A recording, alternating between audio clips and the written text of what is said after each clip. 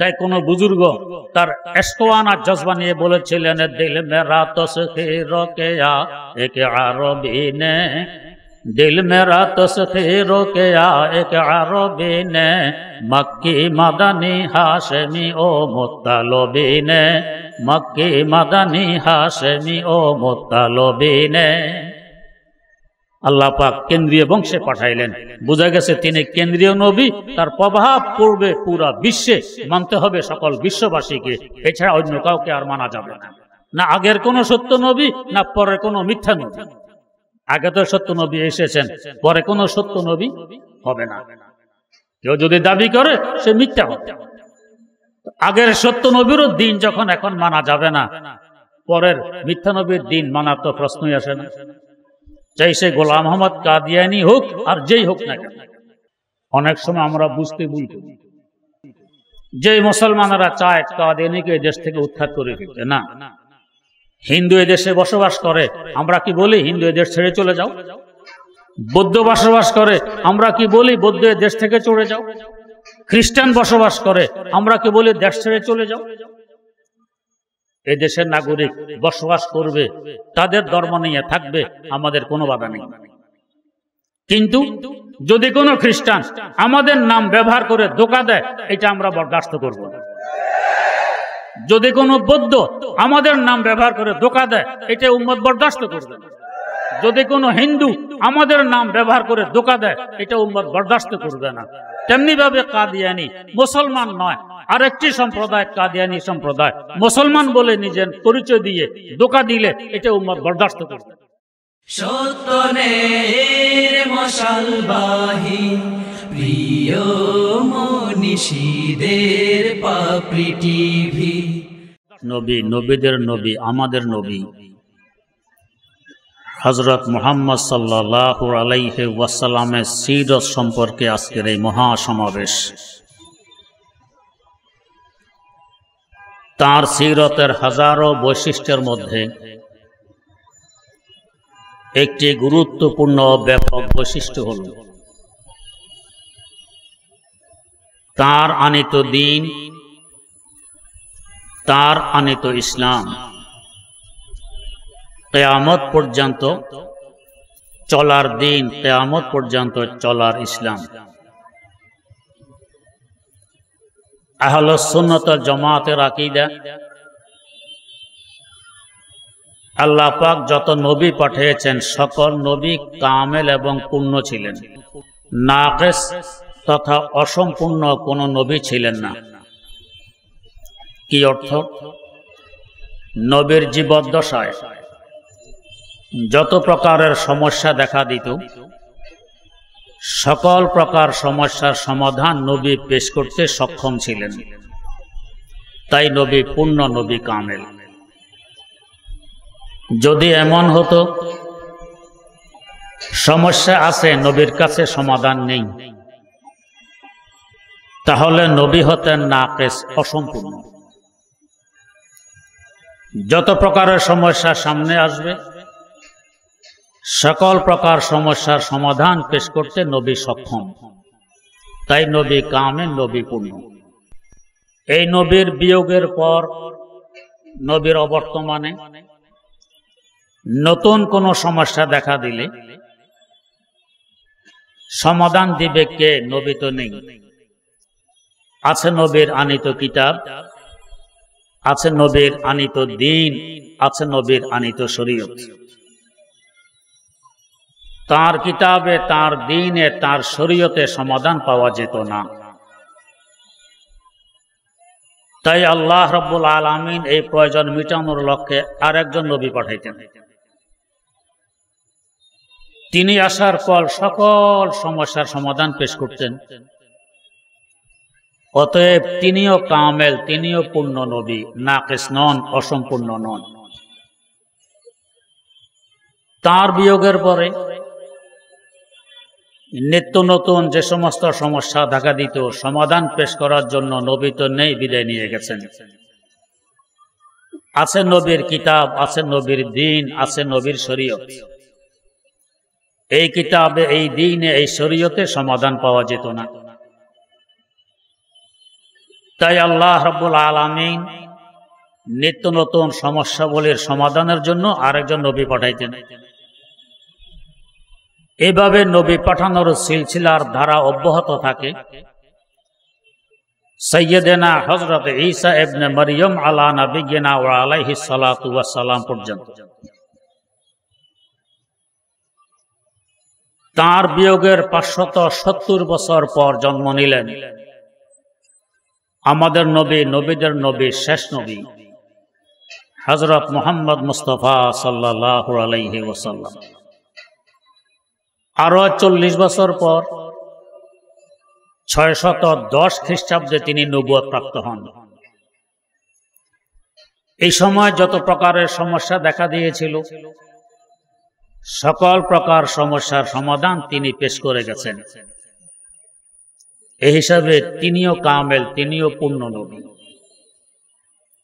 এর পাশাপাশি আমাদের নবীর বিয়োগের পর, ইন্তেকালের পর নতুন যত সমস্যা দেখা দিয়েছে এবং দিবে কিয়ামত পর্যন্ত, সকল সমস্যার সমাধান পেশ করার জন্য তিনি রেখে গেছেন তার দ্বীন ইসলাম, রেখে গেছেন তার আনিত কিতাব আল কোরআন, রেখে গেছেন তার শরীয়ত, শরীয়তে ইসলামিয়া। কিয়ামত পর্যন্ত আনেওয়ালা সকল প্রকার সমস্যার সমাধান তার দ্বীনে আছে, কিতাবে আছে, শরীয়তে আছে। অতএব তিনি শুধু কামেল নবী নন, তিনি আকমালুল আম্বিয়া, পূর্ণ নবী নন, পরিপূর্ণ নবী। তার আনিত কিতাব শুধু কামেল নয়, আকমালুল কুতুব, পরিপূর্ণ কিতাব। তার আনিত দ্বীন শুধু কামেল নয়, আকমালুল আদিয়ান, পরিপূর্ণ দ্বীন। তার দ্বীন, তার শরীয়ত, তার কিতাবকে সামনে রাখলে, তার মূলনীতি যিনি দিয়ে গেছেন এগুলো সামনে রাখলে, তার আলোকে কিয়ামত পর্যন্ত আনেওয়ালা প্রত্যেকটি সমস্যার সমাধান এখানে বিদ্যমান, এখানে আছে। যখন সমাধান আছে, নতুন নবীর আর প্রয়োজন নেই। কিয়ামত পর্যন্তের জন্য একমাত্র তিনিই নবী। অতএব এই আয়াত খতমে নবুয়তের জ্বলন্ত প্রমাণ এবং দলিল। যদি নতুন কোন নবী মাথা তুলতে যায় সে হবে মিথ্যাবাদী। যেহেতু সমস্যার সমাধান আগের নবীর দ্বীনে আছে, কিতাবে আছে, শরীয়তে আছে, নতুন নবী তো প্রয়োজন নেই। তেমনি ভাবে আগের কোন নবীর যদি দ্বীনকে প্রচার করতে চায় তারও এখন আর বৈধতা নেই, প্রয়োজন বাকি নেই, যেহেতু নতুন নবী সকল সমস্যার সমাধান পেশ করে গেছেন। এখন পুরান নবীর কোন দ্বীন কেউ গ্রহণ করতে চাইলে গ্রহণ করার মতো সুযোগ থাকবে না। যেমন ধরুন, মানুষ যখন জন্ম নেয় ওই দিনও তাকে একটি জামা পরিধান করানো হয়, একটি জামা পরানো হয়। এই প্রথম দিনের জামা বানাইতে বেশি থেকে বেশি 1 গজ কাপড়ের 4 ভাগের 1 ভাগ বা এর থেকেও কম কাপড় প্রয়োজন পড়ে। আস্তে আস্তে বাচ্চা বড় হয়, আধা গজ কাপড় লাগে, আরো বড় হয় 1 গজ লাগে, আরো বড় হয় 1.5 গজ লাগে, আরো বড় হয় 2 গজ লাগে, আরো বড় হয় 3 গজ লাগে। সাধারণত 20 বছর পর্যন্ত মানুষের দেহ বড় হতে থাকে। 3 গজ কাপড় এখন জামা হয়। এরপরে এই জামার মাপের জন্য লোকটাকে টেইলার কাছে যাওয়ারও প্রয়োজন পড়ে না। আগের জামা পাঠায় দিলে ওই জামার মাপে জামা বানায় দিলে গায়ে ফিট হয়। নতুন আর ভিন্ন করে যেতে হবে না টেইলারের কাছে। তেমনি ভাবে মানব জাতি যখন এই পৃথিবীতে আগমন করে, মাত্র মানব জাতির সূত্রপাত হয়, জন্ম হয়। এদের রুহানি দেহ ছোট, শরীয়ত হলো রুহানি জামা, ওইটাও ছিল ছোট। আস্তে আস্তে রুহানি দেহ বৃদ্ধি পেতে আরম্ভ করে, রুহানি জামাও বড় হতে আরম্ভ করে। হতে হতে আমাদের নবী মুহাম্মদ সাল্লাল্লাহু আলাইহি ওয়াসাল্লামের আগমন ঘটে। উম্মতের রুহানি দেহর বাড়তি শেষ, এটা আর বাড়বে না। অতএব রুহানি জামা তথা শরীয়তেরও বাড়তি শেষ, এটাও আর বাড়বে না। এখন নতুন মাপজোপের দরকার নেই, এখন মাপ মা আনা আলাইহি ওয়া আসহাবি, আমি এবং আমার সাহাবায়ে কেরামের যে মাপকাঠি এটা নিয়ে চলবে কিয়ামত পর্যন্ত। নতুন টেইলারের প্রয়োজন পড়বে না, নতুন মাপের দরকার হবে না। তারপরও যদি কোনো টেইলার এসে বলে না আগের মাপ ঠিক হবে না, আমি নতুন করে মাপ দিব, হয়তো দেহের মাপের তুলনায় ছোট হবে কিংবা বড় হবে, এটা ফিট হবে না। আগের জামাগুলো এখন দেহে ফিট হবে না। কেউ যদি চায় আমার বয়স এখন 30 বছর, আমি প্রথম দিনের জামা গায়ে দিব, পারবে? পারবে না। না পারলে যদি বলে আগে যে মাপ দিয়েছিল টেইলার, ওই টেইলারটা ঠিক ছিল না, ভুল মাপে জামা বানায় দিয়েছে, এই মন্তব্য ঠিক হবে না। আগে টেইলারও ঠিক ছিল, কেননা তখন আমার দেহ ছিল ছোট, তাই জামা বানাইছে ছোট। এখন দেহ বড়, তাই জামা বানাইছে বড়। তেমনি ভাবে এই উম্মতের রুহানি দেহ ছিল তখন ছোট, শরীয়ত ছিল ছোট, ওই নবীও হক ছিলেন, ঠিক ছিলেন। এখন মানতে গেলে প্রথম দিনের জামা যেভাবে গায়ে লাগবে না, আগের নবীর শরীয়ত এখন আমাদের রুহানি দেহের গায়ে লাগবে না, ওটা রহিত হয়ে গেছে। জোরপূর্বক গায়ে দিতে চাইলে এটা চিরবে, নষ্ট হবে, এটা গায়ে ডুববে না। বেশি থেকে বেশি এমন করা যাবে। হাসির কথা, এক বেটা জামা সিলাইতে গেছে টেইলারের কাছে, মাপ দিয়ে ফিরার পথে মনে মনে ভাবতেছে জামা বানানোর পর একটু কাপড় তো বাঁচতে পারে, সাধারণ একটু কাপড় বাঁচে, উদ্বৃত্ত কাপড় দিয়ে একটি টুপিও তো হতে পারে। টেইলার তো কিছু বললো না, চুরি করার বুদ্ধি। আবার ফিরে গেল টেইলারের কাছে, গিয়ে বলছে টেইলার সাহেব, জামা বানানোর পর কি একটি টুপি বানানো যাবে? কই জি যাবে। তাহলে একটি টুপি বানিয়ে দিবেন। আচ্ছা ঠিক আছে। ফিরার পথে আবার মনে পড়ে টুপি তো দুটিও হতে পারত, টেইলার তো কিছু বললো না, বাকি কাপড় তো চুরি করবে। আবার ফিরে গেছে টেইলারের কাছে, গিয়ে বলছে টেইলার সাহেব, জামা বানানোর পর টুপি কি দুইটি বানানো যাবে? কয় জি যাবে। ফিরার পথে আবার ওই কথা মনে, টুপি তো তিনটিও হতে পারে, টেইলার তো কিছু বললো না। আবার ফিরে এসে বলছে টেইলার সাহেব, জামা বানানোর পর টুপি কি তিনটি বানানো যাবে? কয় জি যাবে। এইভাবে 10 বার আসা যাওয়ায় 10 টুপির অর্ডার।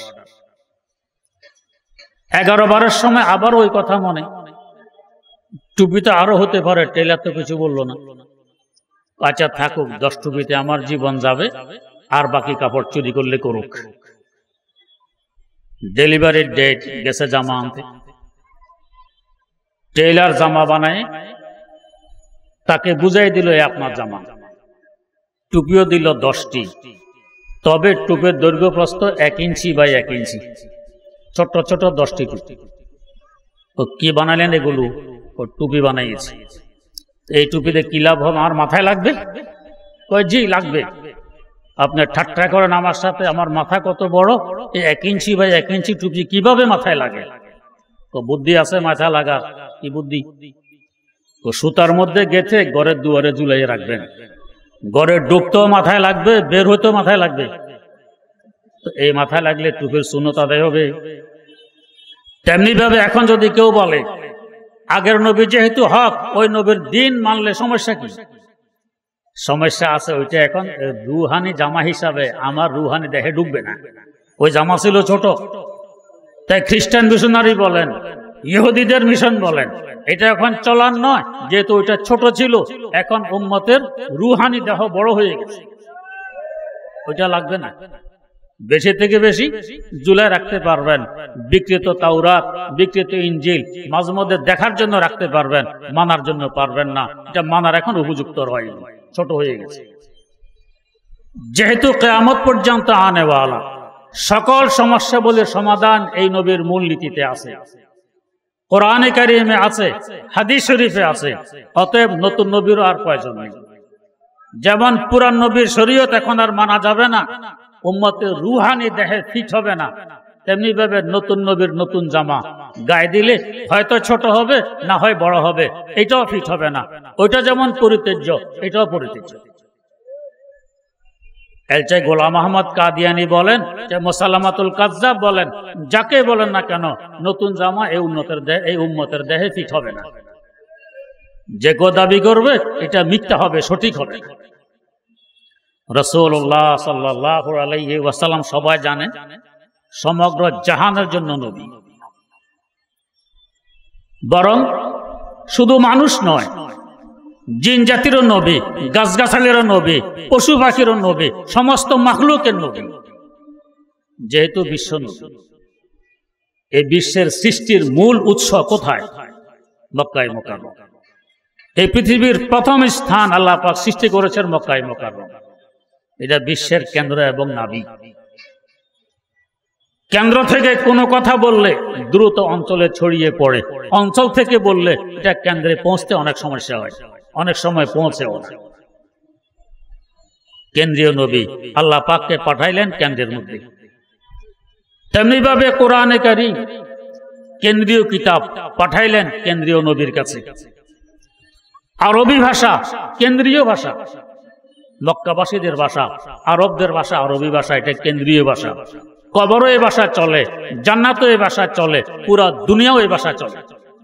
আমার শেখ ও মুর্শিদ শাইখুল ইসলাম আল্লামা তাকি উসমানী দামাত বারাকাতুহুর মুখে একাধিকবার শুনেছি যে ইংরেজি দিয়ে ইউরোপ কান্ট্রিগুলোতেও সব জায়গায় চলা যায় না, কিন্তু আরবি দিয়ে আমি সারা বিশ্বে চলতে পেরেছি, কোথাও সমস্যা হয়নি। বাস্তবে আরবি বিশ্ব ভাষা।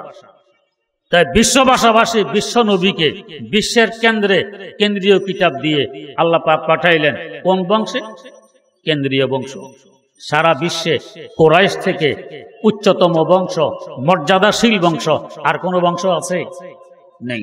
শ্রেষ্ঠতম বংশ কুরাইশ বংশ। এই কুরাইশ বংশের যত শাখা আছে তার মধ্যে হাশেমি শাখা সবচেয়ে গুরুত্বপূর্ণ, সম্মানী শাখা। হাশেমি শাখার যত পোশাকা আছে তার মধ্যে মুত্তালিবী শাখা সবচেয়ে গুরুত্বপূর্ণ, সম্মানী শাখা। ওই বংশে আল্লাহ পাক পাঠাইলেন মুহাম্মদ রাসূলুল্লাহ সাল্লাল্লাহু আলাইহি ওয়াসাল্লাম। তাই কোন বুজুর্গ তার এশকওয়ানা জজবা নিয়ে বলেছিলেন, দিল মেরা তসখীর কিয়া এক আরবী নে, दिल मेरा तस्खीर किया एक अरबी ने, मक्की मदनी हाशमी ओ मुत्तलबी ने, मक्की मदनी हाशमी ओ मुत्तलबी ने।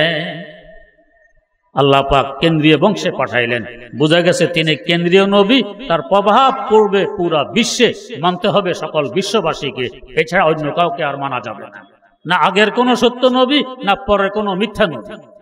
আগে তো সত্য নবী এসেছেন, পরে কোন সত্য নবী হবে না। কেউ যদি দাবি করে সে মিথ্যা হবে।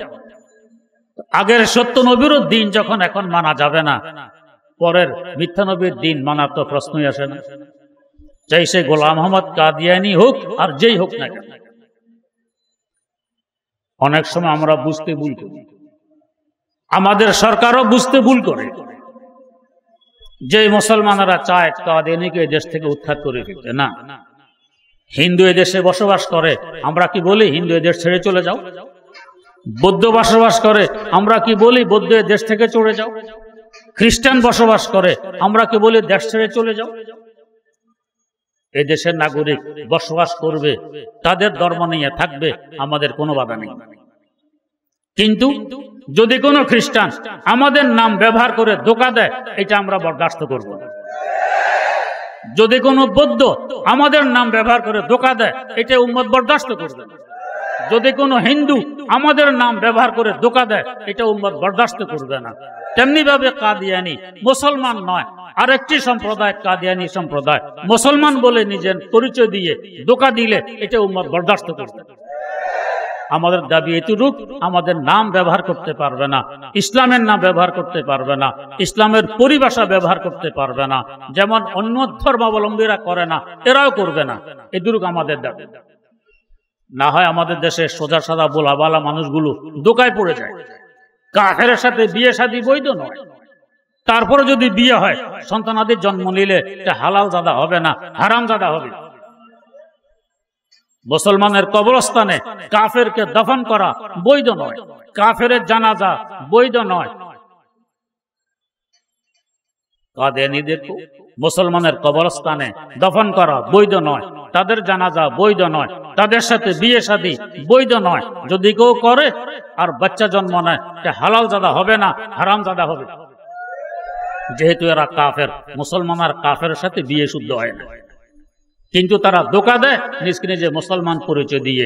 এখানে হলো আমাদের প্রশ্ন, তোমরা থাকো, খাও, চলো, ফিরো, কোনো বাধা নেই, ধোঁকা দিতে পারবে না।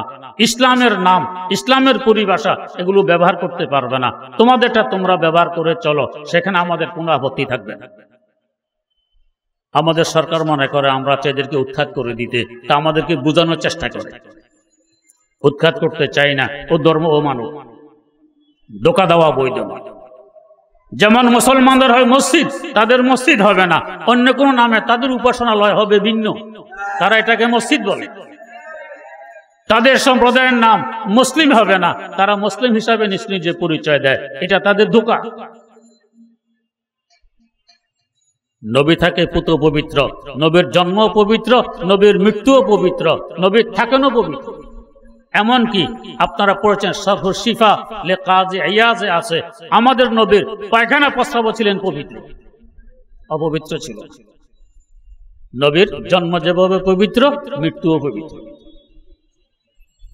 কাদিয়ানীদের নবী গোলাম আহমদ কাদিয়ানী, একটু জিজ্ঞেস করবেন আপনাদের নবীর মৃত্যুর কাহিনীটা একটু বলেন তো শুনি, দেখবেন এটা বলবে না। জন্মের কথা বলবে, অন্য সব বলবে, মৃত্যুর কাহিনী বলে না, কারণ বেচারার মৃত্যু পবিত্র অবস্থায় হয়নি। অনেক আগের কথা তো। এখন যেভাবে স্যানিটারি ল্যাট্রিন থাকে, বাইতুল খালা থাকে, ওই যুগে এভাবে ছিল না। মাটিতে গর্ত করা হইতো, ময়লা এখানে জমতো, মানুষ এখানে প্রয়োজন সারত। বেচারা গেছে প্রয়োজন সারতে, সেখানে নিচে পড়ে সেখানে মারা গেছে পায়খানার ভিতরে। অতএব এই অপবিত্র নবী কোনোদিন মুসলমানদের ধর্মগুরু হতে পারে না। নবী তো পরের কথা, অন্য হিসাবে ধর্মগুরু হতে পারে। এটাই আমাদের দাবি। মুসলমানদের সজাগ থাকা তাই যে কাদিয়ানী এরা মুসলিম নয়, এরা অমুসলিম, এরা কাফের। সমস্ত বিশ্বের ওলামায়ে কেরাম এই ব্যাপারে একমত, কার কোনো দ্বিমত নেই। এমনকি বিশ্বের বহু রাষ্ট্রে রাষ্ট্রীয়ভাবে ঘোষণা আছে এরা মুসলমান নয়, এরা কাফের। আল্লাহ রাব্বুল আলামিন আমাদেরকেও এদেরকে ওদের হিসাবে চিনার, সতর্ক থাকার তৌফিক দান করুন। সুবহানাল্লাহি ওয়া বিহামদি, সুবহানাকাল্লাহুম্মা ওয়া বিহামদিক, আশহাদু আল্লা ইলাহা ইল্লা আনতা, আস্তাগফিরুকা ওয়া আতুবু ইলাইক।